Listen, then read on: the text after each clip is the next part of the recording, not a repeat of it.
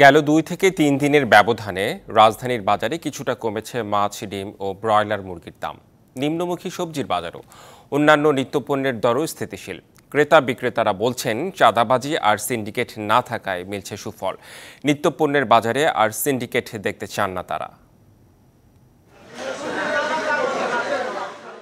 রাজধানীর বাজারে কমতে শুরু করেছে নিত্য প্রয়োজনীয় পণ্যের দাম। খিলগাঁও তালতলা বাজারে কেজিতে 15 থেকে 20 টাকা কমে বেগুন ও করলা 80 টাকা, পটল, ঢেঁড়স 50 আর শসা 50 থেকে 100 টাকা কেজি বিক্রি হচ্ছে।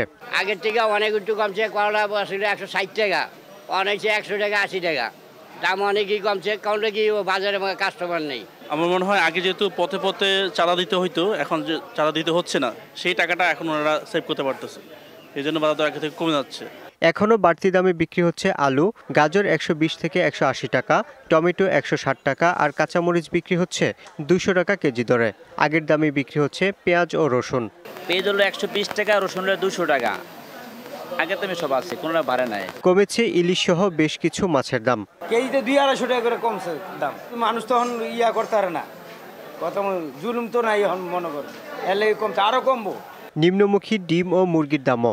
বিক্রেতারা বলছেন, চাঁদাবাজির দৌরাত্ম্য কমেছে পণ্যের দাম। ডিমের ভিতরে আপনি হিসাবে 5 টাকা 6 টাকা কমে গেছে হালিতে, ঠিক আছে। অন্য একটা বাজারে একটা নিয়ন্ত্রণে আছে ডিমের ভিতরে আর কি। ঝামেলার মধ্যে আবার 30-40 টাকা বাইরে গেছিল, মাল আসে নাই, খুব রিস্ক আনছে। এখন তো কোনো জায়গায় ঝামেলা নাই, এখন কমছে। আমাদের ছাত্র সমাজ এবং আমাদের সবাইকে প্রতিহত করতে হবে, যাতে পথে ঘাটে পুলিশ প্রশাসন যাতে কোনো চাঁদাবাজি না করে, সেটা আমাদেরকে সবসময় লক্ষ্য রাখতে হবে। আগের দামে বিক্রি হচ্ছে চাল, ডাল, গরুর মাংস সহ বেশ কিছু পণ্য। Yusuf Rana, DBC news, Dhaka.